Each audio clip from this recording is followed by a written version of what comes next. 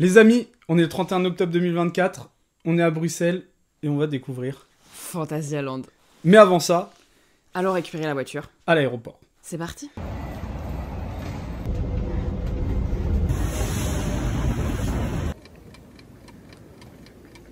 Les amis, il est 8h pétante, voiture récupérée, sympathique. Maintenant on a à peu près 2 heures de route jusqu'à Fantasyland, jusqu'à Cologne, donc c'est parti.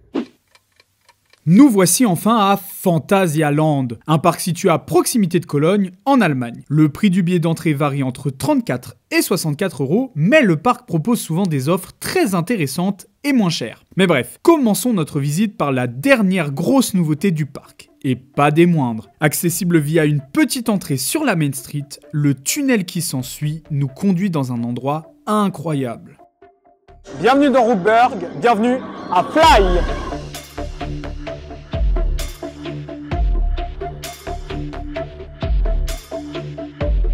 Une zone thématisée steampunk inaugurée en 2020 est exceptionnelle. T'as vraiment l'impression d'avoir changé de monde dans l'espace de quelques instants lorsque tu découvres la zone. Rookburg s'articule pleinement autour de son attraction Fly, qui propose une expérience de vol révolutionnaire. En effet, les visiteurs sont allongés sur le ventre tel Superman, donnant cette impression de voler. Mais malheureusement, c'est à mon goût le plus gros point noir de l'attraction. Cette position assez particulière nous oblige à lever la tête pour voir devant, et ce n'est pas très agréable, car durant cette aventure assez longue de 1,2 km de long, les cervicales sont constamment sollicitées et finissent par faire mal, gâchant presque toute l'expérience tellement c'est inconfortable. Seule solution trouvée pour contrer ce problème lors de notre deuxième ride, avoir l'ensemble du corps décontracté et pendre comme des sacs dans le harnais, dos décollé du siège, en ayant presque l'impression de glisser du train, ce qui n'arrivera pas, je vous rassure. Cette position met également en lumière un deuxième problème. Ces harnais nous maintenant en position allongée compressent énormément, nous empêchant de ressentir de grandes sensations durant le layout. Mais finalement, est-ce que c'est ce qu'on lui demande ? Doit-il vraiment avoir des lunchs très puissants ? Des airtime à tout va ? De grosses sensations ? Fly ne doit pas être perçu comme une machine sensationnelle, mais comme une expérience à part entière. Les musiques signées Imascore sont exceptionnelles, la gare est magnifique, le pré-show lors du début de l'attraction est sympa, les interactions des décors avec le train sont top, les inversions assez désorientantes, et bordel, mais qu'est-ce que c'est beau ce train qui voyage dans tout Rookburg et même au travers de l'hôtel.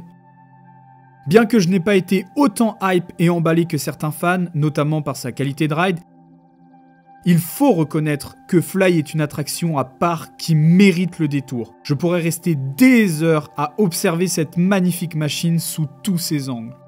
Rookburg est l'une des plus belles zones que j'ai jamais vues de ma vie, mettant à l'amende bon nombre d'attractions Disney. C'est un endroit hors du commun que vous devez découvrir et Fly une expérience à faire au moins une fois dans sa vie.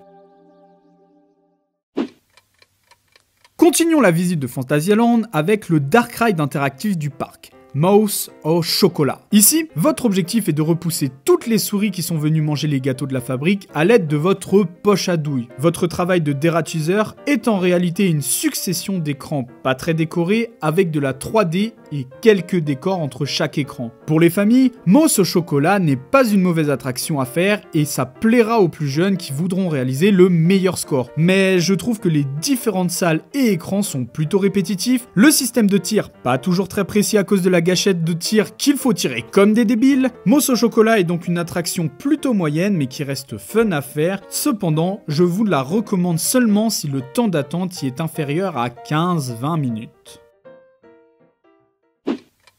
Alors que les premiers rayons de soleil pénètrent la fine couche de nuages, nous en profitons pour nous rendre dans l'attraction aquatique la plus connue du parc, Chiapas. Située dans la magnifique zone mexicaine de Fantasyland, cette attraction de type bûche ouverte en 2014 nous amène au cœur des ruines de temples aztèques. Son parcours, aussi appelé layout, est plutôt surprenant avec une première petite balade puis une première petite chute. S'ensuit une turntable qui nous force à continuer le parcours en marche arrière, nous amenant d'ailleurs dans la meilleure partie de Chiapas et sa musique de folie. Nouvelle chute, mais cette fois en arrière, plutôt surprenante, qui nous amène ensuite sur un transfert track, puis un lift, nous entraînant dans une balade tout en haut de la zone.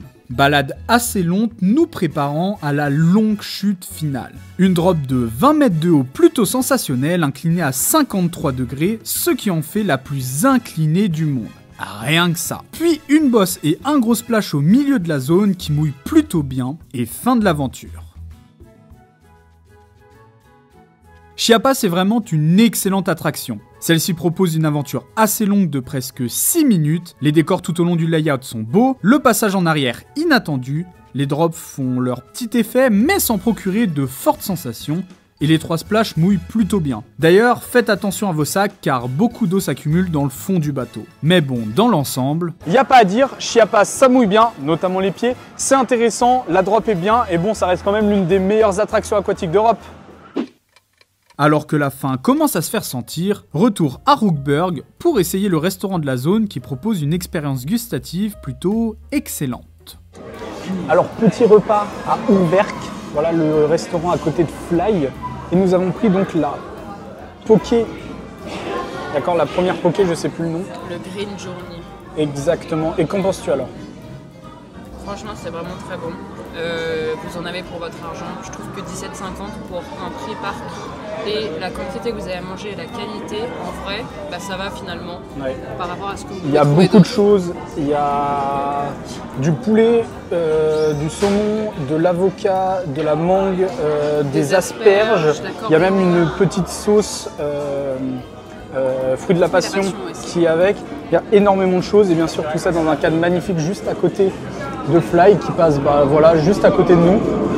Donc c'est juste magnifique. C'est validé? C'est validé. On vous le recommande. Bon, très très bon. Afin de digérer paisiblement, direction Colorado Adventure. Le mine train local signé Vekoma. Et bah franchement, c'est plutôt fun comme machine. Le parcours ne propose rien d'extraordinaire avec des enchaînements de montées, descentes et virages à toute vitesse, et malgré qu'ils n'atteignent que les 50 km/h, l'impression de vitesse à bord est vachement présente, notamment grâce au décor proche du rail. La petite surprise du ride se situe en son centre avec un passage dans la mine, un instant complètement plongé dans le noir qui surprend et donne le smile. Plus, cette aventure plutôt longue de 1200 mètres ne propose aucune vibration désagréable, ni gros à-coups qui ne font mal, ce qui est plutôt pas mal pour un Vekoma de 1996. Après, il y a toujours ce petit truc des 3 lifts qui viennent casser le rythme du coaster, mais en dehors de ça, faire Colorado Adventure garantit de passer un moment très amusant et d'en sortir avec le sourire figé jusqu'aux oreilles. Je recommande, surtout pour les plus jeunes, en famille. Ne serait-il pas temps d'aller visiter l'une des plus belles zones du parc? Direction Klugheim et le célébrissime Taron. Ah, on me dit dans l'oreillette qu'il y a une petite panne sur celui-ci. Bon, pas grave, direction son petit frère, Reik. Un Family Boomerang Vekoma parfaitement intégré à cette magnifique zone viking.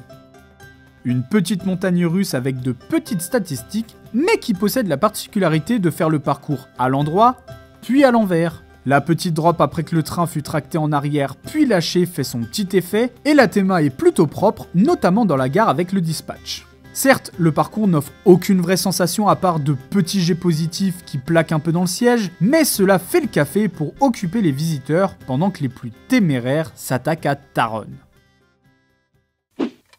Taron toujours fermé? Bon, direction l'une des zones historiques de Phantasialand et son coaster Crazy Bats. Ouvert en 1988, celui qui jusqu'en 2022 était le plus long coaster indoor du monde s'est vu doté en 2019 de casque VR pour une expérience unique.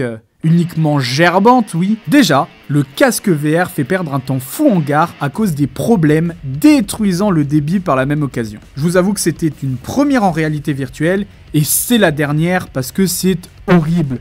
L'image dans le casque est parfois un peu floue, l'histoire avec nos 3 héros qui veulent nous détacher du bloc de glace n'a aucun sens avec un enchaînement de décors et de pièces, mais le pire, c'est que malgré les efforts faits par le parc, il y a tout de même un léger décalage avec le mouvement du train et ce dans la vidéo. Et je peux vous dire que l'oreille interne prend très cher. Franchement, ça devenait insoutenable et j'ai enlevé le casque au milieu du parcours parce que bordel, c'est long. J'ai rarement autant souhaité qu'un coaster s'arrête. Point positif remarqué une fois le casque enlevé, le coaster est plutôt fluide malgré son grand âge, donc enlevez-moi ces casques VR pourris et laissez-nous dans le noir, bordel. Crazy Bats avec la VR, c'est horrible et je peux vous dire que j'ai eu du mal à m'en remettre après tellement je me sentais mal. Retournons vers du plus positif avec une grande zone intérieure nommée Vustown contenant 2 spinning coasters qui s'entremêlent répondant au nom de Windjazz Force, fermé à ce moment-là, et Windjazz Fear. Le coaster commence par un lift un peu particulier dans le noir, tout comme la drop qui s'ensuit. Enchaîne avec un camelback offrant un bon petit airtime et se calme sur une partie plate avec des virages secs typiques de Wild Mouse. Alors que le train continue de tourner sur lui-même, le layout se poursuit avec une grande hélice faisant le tour de la zone centrale éclairée par la grande verrière, puis retourne dans le noir complet avec virages et 2 effets assez surprenants, dont un avant le retour en gare, que je ne vous spoilerai pas ici. Windjazz Fear n'est pas le meilleur coaster du parc, mais propose quelques sensations correctes avec ses effets mécaniques surprenants, qui d'ailleurs doivent être une véritable usine à gaz dans la maintenance, expliquant peut-être leur ouverture assez aléatoire. Le parcours d'une durée peut-être un peu courte comprend quelques à-coups raisonnables qui ne font pas très mal. Non, franchement, Windjazz Fear est un bon petit coaster à faire lorsque le temps d'attente y est raisonnable. Ça y est, il est l'heure. Retour à Klugheim pour rider le monstre Taron. Et franchement, il est à la hauteur de sa réputation. Inauguré en 2016, ce roller coaster signé Intamin nous invite à embarquer sur le dos d'une sorte de bélier fou qui va vous faire découvrir à toute vitesse cette zone viking. Après une dispatch plutôt tranquille, le train s'immobilise sur le premier launch. Et là, la musique s'emballe et nous voilà propulsés violemment vers l'avant. Un launch magnétique très puissant qui te plaque au fond du siège et te cloue le bec. Le train enchaîne avec un grand virage incliné vers les rochers, élément thématique central de la zone, puis une bosse offrant un énorme airtime amplifié par le train qui s'engouffre dans un tunnel. Le layout se poursuit par des virages avec changement de direction sec pris à toute vitesse au travers des maisons de Klugheim et des rochers que l'on frôle de tellement près que cela donne l'impression que la tête va taper et frotter sur des dizaines de mètres contre la paroi. Mais ça, ce n'est rien à côté de ce qui suit. Le clou du spectacle, le deuxième lunch dans ce canyon tout au fond de la zone. Oh là là, mais quelle puissance, quel bonheur, quelle intensité sur celui-ci. Peut-être la propulsion magnétique la plus puissante que j'ai faite de ma vie. Un pur régal. Et ce bruit-là. Mama. C'est donc à 117 km/h que nous entrons dans ce virage incroyable au cœur de la roche qui nous fait passer de sous le plancher des vaches aux cieux en un claquement de doigts. Puis ce moment magique amplifié par le soleil qui se couche progressivement où tu planes au-dessus de la zone et du parc. Une vue superbe avant de replonger dans la zone et enchaîner avec des virages et changements de direction pleine balle, ainsi qu'un virage à 180 degrés chargé en jet positif qui te trouble un peu la vue. Malheureusement, Taron possède un point noir qui arrive maintenant. Des freins qui coupent la vitesse du train avant une belle bosse qui empêche un très bel airtime juste avant la fin du parcours. Quelle tristesse d'avoir mis ça. C'est donc sur cette note un peu décevante que s'achève cette course folle de 1300 mètres de long. Taron est une machine exceptionnelle. Un monstre de puissance et de vitesse qui se déchaîne tel un monstre affamé. Les layouts sont exceptionnels, les éléments du layout simples mais bougrement efficaces, amplifiés par le rockwork exceptionnel qui entoure Klugheim, et les nombreux décors font de cet endroit un lieu extraordinaire qu'il faut découvrir une fois dans sa vie. Cette montagne russe est sensationnelle, mais sans trop l'être. Un dosage parfait qui crée une sorte d'addiction. Un tel plaisir qu'on en redemande encore et encore sur les freins finaux. Taron et toute la zone de Klugheim ne font qu'un pour créer une expérience complètement folle qui, si on assemble tout, décor, musique, attraction, est peut-être le meilleur coaster d'Europe. Un monstre que vous devez de venir découvrir à Phantasialand. Malheureusement, voulant valider tous les crédits du parc, nous quittons Taron pour nous rendre dans la dernière zone encore non explorée. Nommée Deep in Africa, cette zone dépaysante nous offre un très bon inverted Bolliger et Mabillard nommé Black Mamba. Mais avant, il faut qu'on parle d'un petit point noir de Phantasialand, les temps d'attente. Que ce soit sur l'appli ou sur les écrans aux entrées des attractions, les temps d'attente sont souvent faux. Windjazz annoncé à 30 minutes, nous avons attendu presque 50 minutes. Mousse au chocolat annoncé à 20 minutes, attente réelle 30 minutes, ou des fois c'est l'inverse, comme ici à Black Mamba qui annonce 20 minutes alors que nous arrivons direct au portillon de la gare. Dans ce cas-là, tant mieux hein, mais c'est la roulette russe quoi. Parfois c'est moins, parfois c'est plus, on sait pas trop. Bref, embarquons à bord de la Reine des Serpents pour explorer la jungle sombre. Tout commence par une drop de 27 mètres qui ne procure pas de grandes sensations, du moins au first row, à la première rangée, où nous étions. On enchaîne ensuite avec un loop qui plaque bien dans le fond du siège grâce à sa vitesse engendrée par la drop. Le layout continue direct avec un 0 G-roll plutôt sympathique avant d'arriver sur l'élément que j'ai le plus préféré. Un Junior Himmelmann qui t'éjecte du siège vers l'extérieur. Juste l'impression qu'on va s'envoler dans la zone. Le train continue sa course folle avec un corkscrew avant de s'engouffrer dans la zone. C'est finalement la force de Black Mamba. Durant tout le parcours, le train frôle les murs, augmentant la sensation de vitesse et cette impression qu'on va taper les pieds contre la paroi. Après un nouveau corkscrew au cœur de la jungle, le coaster enchaîne grand virage proche des décors pour finir sur les freins finaux complètement dans le noir. Bien que sa longueur de 768 mètres soit relativement courte, Black Mamba est un roller coaster très intense. Le parc a fait le choix de mettre les inversions tout au début du layout, histoire de bien retourner la tête, puis des virages chargés en G positif qui t'enfoncent dans le siège et font descendre le sang vers les pieds. La magnifique gare du coaster et la dispatch du train, les décors et le parcours font de Black Mamba une excellente montagne russe, mais qui malheureusement est maintenant un peu éclipsée par Taron et Fly. Et je vous l'avoue, qu'après avoir fait Taron juste avant, Black Mamba, bien qu'il soit très fluide, fait un peu fade, un peu... Je dirais pas jusqu'à dire qu'il laisse indifférent, mais voilà, on sent qu'il y a une réelle différence entre les deux. Cependant, il n'en reste pas moins très intéressant et diversifie l'offre de Phantasialand. Après un deuxième tour de Fly, nous voulions finir en beauté avec un dernier tour de Taron. Malheureusement, celui-ci est en panne et ne rouvrira pas avant la fermeture du parc à 18h. C'est donc sur cette petite déception, mais cette très belle journée, que se termine cette découverte de Phantasialand. Et il n'y a pas à dire, le parc est à la hauteur de sa stature.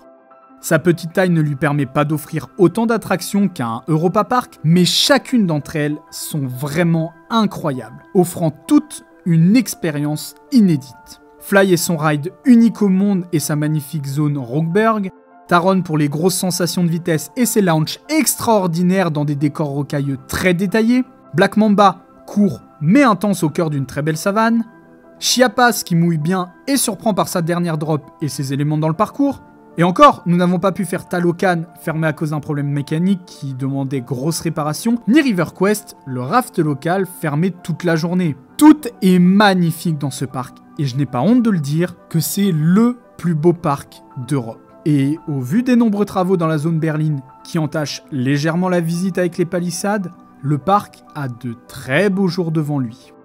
C'est fou d'ailleurs de se dire que le parc n'est pas connu du grand public et que c'est seulement les gens qui s'intéressent un petit peu au parc d'attractions qui le connaissent, alors que pourtant il est incroyable. Donc vraiment, vous devez faire Phantasialand une fois dans votre vie. Voilà, cette vidéo touche à sa fin, merci de l'avoir regardée. N'hésitez pas à me donner votre avis ou expérience sur Phantasialand dans les commentaires, ça m'intéresse grandement. Vous pouvez également liker, partager ou vous abonner si ce n'est pas déjà le cas. Mes réseaux sociaux sont disponibles dans la description pour plus de contenu exclusif que je ne fais pas sur YouTube. Et pour ma part, il ne me reste plus qu'à vous dire à bientôt pour une prochaine vidéo et surtout, soyez toujours à l'heure du trip débrief. Auf Wiedersehen!